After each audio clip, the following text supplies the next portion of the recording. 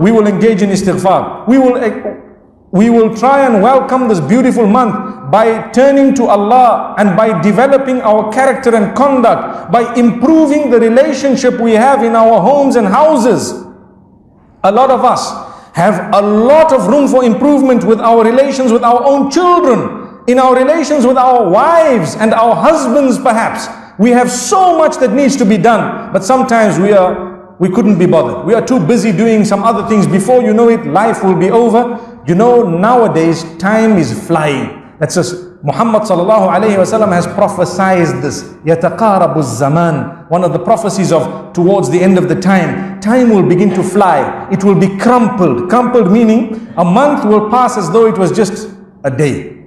Honestly. You would recall the day you were married, the older ones from amongst us, and your child is already 20 years old. How did those 20 years go? I can't remember. I don't know. What were the highlights of your 20 years? You can finish them in 2 sentences and 5. Where did the time go? So we are wasting time somehow. It's seeping. There is a leakage. You know, if you have a water meter and all your taps are closed in your house and the water meter still keeps on flowing, you know, it still keeps on rotating and moving, there is a leakage somewhere. You need an expert plumber to come in and identify where the leak is, unless your meter is faulty. So what would happen?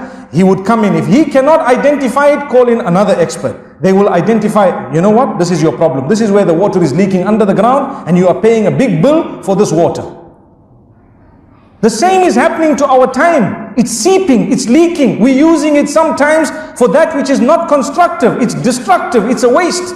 It's a waste of time. So look at it, and every minute should count. Ask yourself, how did I use it? This is why we say there is no room for laziness in Islam. No room for procrastination in Islam. Do not leave today's work for tomorrow just because you feel you will be able to do it tomorrow. In fact, tomorrow's work, if you can do it today, a productive Muslim will bring it in and do it now, so that tomorrow something else might come up and you can achieve.